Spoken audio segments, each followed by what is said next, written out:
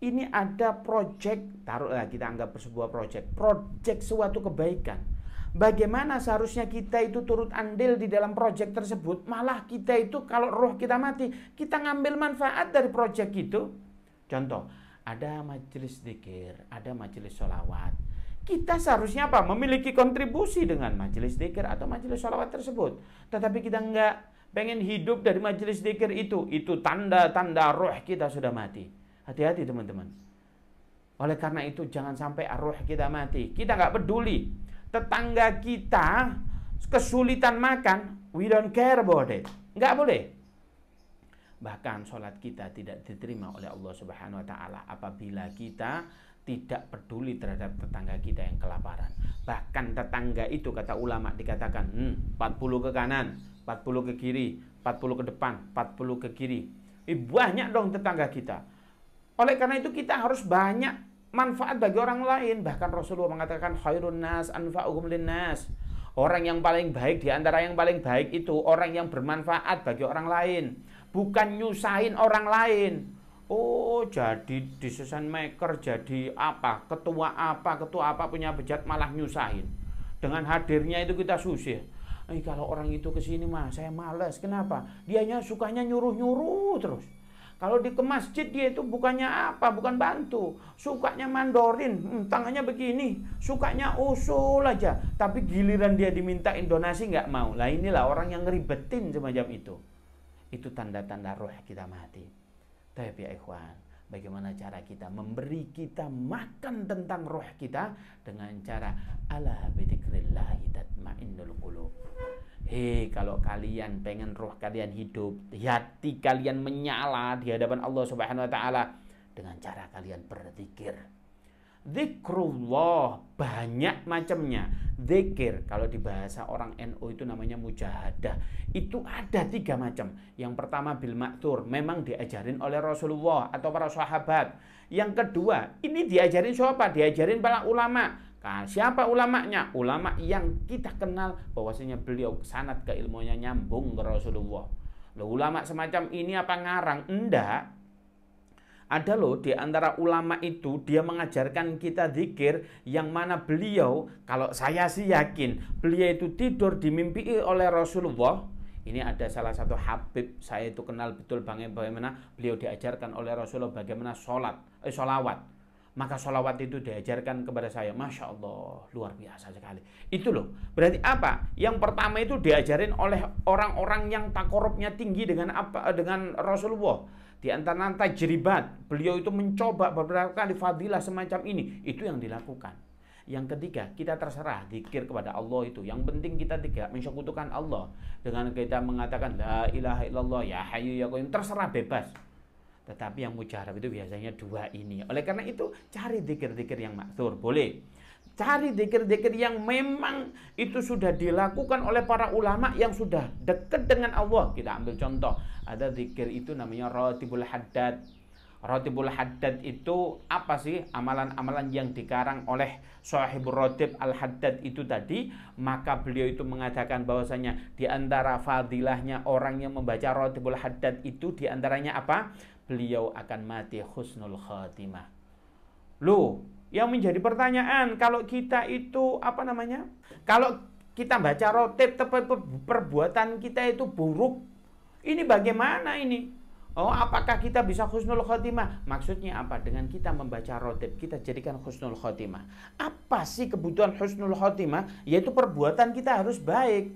Oleh karena itu siapa yang baca rotib, yaslih sa'nana, Allah lah yang memperbaiki kehidupan kita. Yang biasanya suka marah-marah dibikin sabar.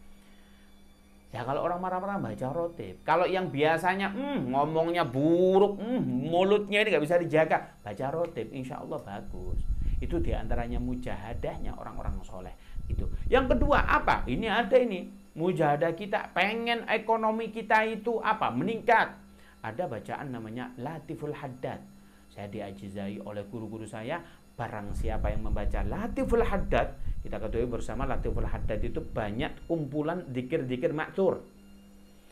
Barang siapa yang membaca Latiful Haddad di pagi hari, maka itu fadilahnya jalbur rizq. Jalbun itu apa ya? Jalbun itu adalah membungkus. Kalau ini bukan membungkus, ini cuma mengcover. Kalau membungkus berarti apa? Kita kalau butuh sesuatu ada.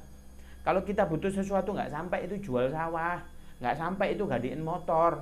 Orang jalbun rezeki kita apa? Numpuk di sini, ada masuk, terbungkus, rapi. Itu jalbun rezeki. Itulah beberapa mujahadah kita.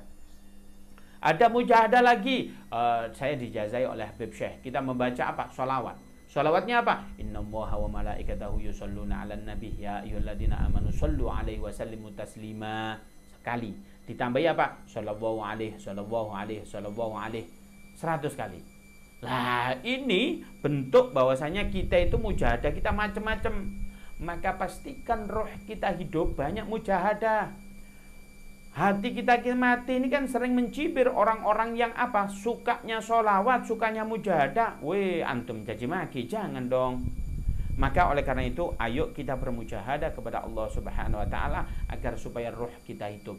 Kalau 3 hal itu sudah kita kasih makan, baik jasad kita masih kasih makan dengan sesuatu yang halal dan thayyib, kemudian kita riyadhah, aman, poin pertama. Yang kedua, qalbun wa fikrun, hati dengan pikiran kita itu kita kasih taklim, kita ngaji senantiasa, insya Allah hati kita nggak mudah baper, pikiran kita enak, talk diajak ngobrol ya nyambung begitu ya. Kita mau melangkah sesuatu enak, tahu hukumnya.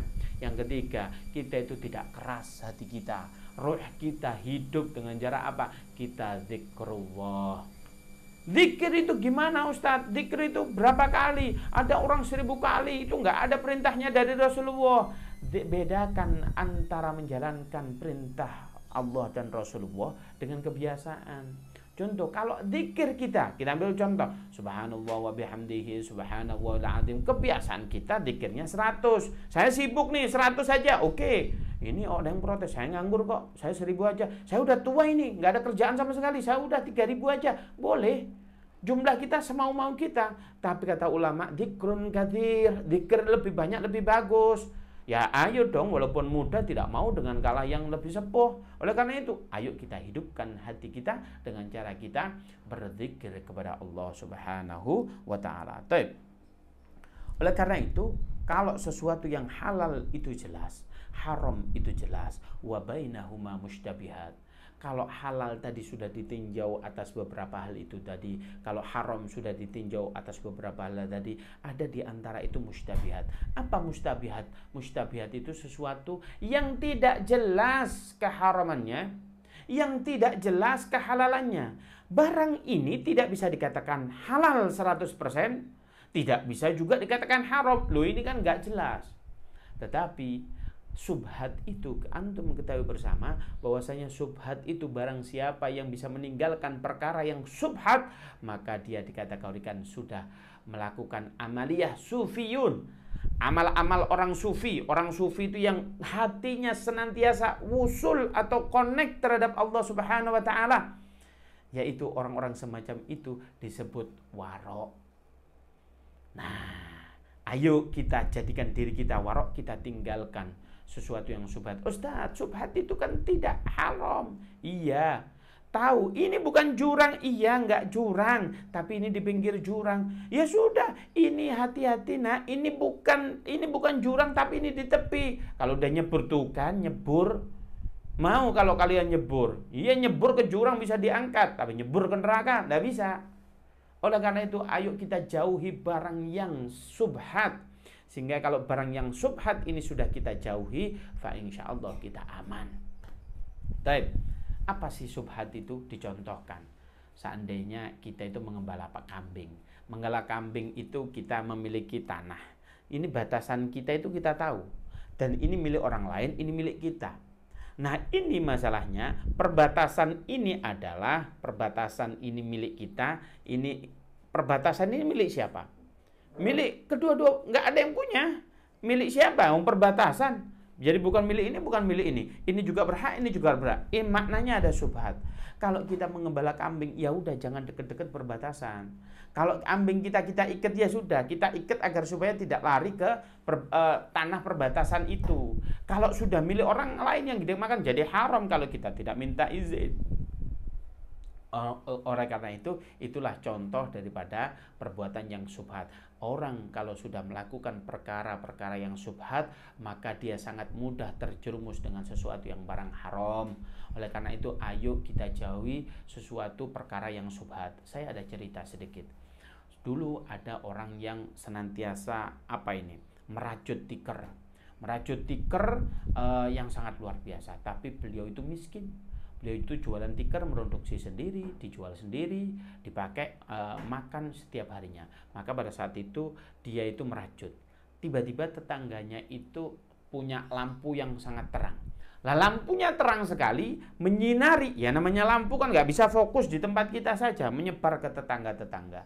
Kemudian apa? Orang ini memanfaatkan biasan dari cahaya lampu tetangga itu dalam merajut. Terang ini, enak ini kalau merajutnya.